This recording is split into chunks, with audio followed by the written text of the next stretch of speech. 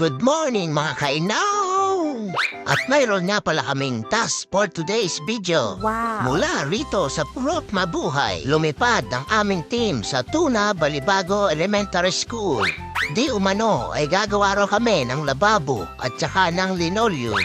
Alright, hayaan at sinimulan namin gumawa ng balangkas gamit ang mga scrap materials. Tapos ay nagligpit na rin kami ng mga upuan at lamesa sa kabilang kwarto. Samantalang iba naming team ay sinimula na ang paghahakot ng buhangin. Wow! Ay nga pala ang isa sa mga gagamitin natin para makabuo ng heavy-duty lababo with love and affection. Sa mga gawain ito ay masasabi mong hindi lamang kami sa kainan mahusay. Magaling rin kami gumawa ng mga buildings, makina, electric fan, TV, etc. etc.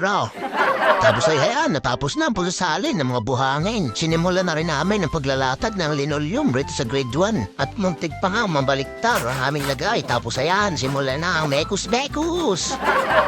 At habang kami abalang-abala sa labas, ay si Chef Boy Indoy naman ay busy rito sa loob. Nagbabakbak ng paglalapatan namin ng lababo. Samantalang si Arabo ay parang gago. Yung iba ay nag-aayos, siya naman itong gulong-gulo. Di mo mawarian kung broken-hearted o ano. Tapos ayan, naglagay na ng rugby si Master at si Idolo. Huwag nyo lang sisinggutin. Tapos yan, simulan natin ang pagkasiminto at paghahalo blocks. Si Chef Boy Indoy nga pala ang baba na triyan. Huwag mong titikman yan ha, hindi yan kinakain. Ano kaya ang lasa ng hollow blocks eh? Inang, napakasarap. Tapos ayan, nalaglag, naktaw, mahuna yata.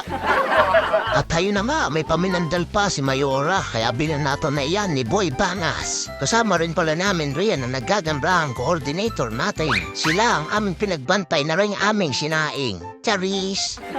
At dahil nga busy si Chef Boy Indoy ay si Pinuno ang babanat ng ating tanghalian. Wow! Boy, ano boy? Busy mo rin yan boy ah. Yun na nga at kumulo na at lumambot na ang mga sampalo. Sisimulan na natin yan piga-pigain at pakatasin. Ang kusi pala natin ngayon ay walang tatapusang tilapia. Pinangat na tilapia. Yan at tayo na natin ang mga pampalasa.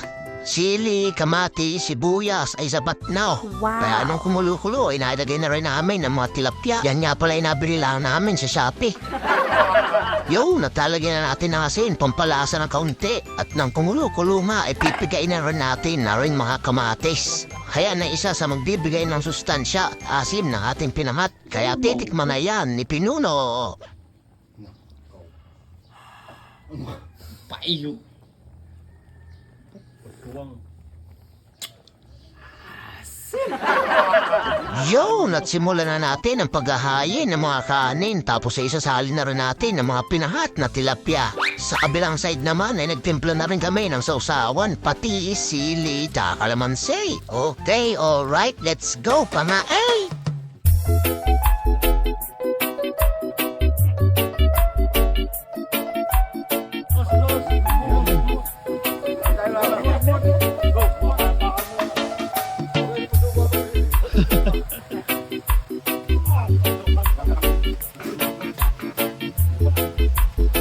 Tapon na.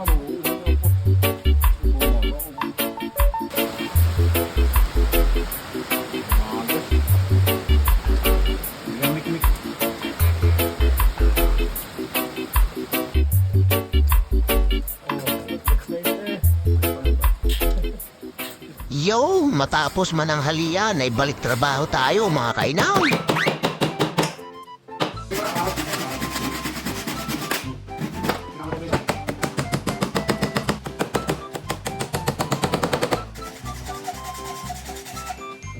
Yan, at sinimula na nga ni Chef ang paglalatag ng mga saminto. At dahil nga inabot kami ng brownout at ulan, kami lang ay nagminandal. Nagkape nga lang pala kami riyan at nagmarahuyan ang atlebam. Ay for the go! Napakasarap talaga magkape pag gumuulan. Pahawi eh. Wow! Yo! Malugod mong fly. Ah!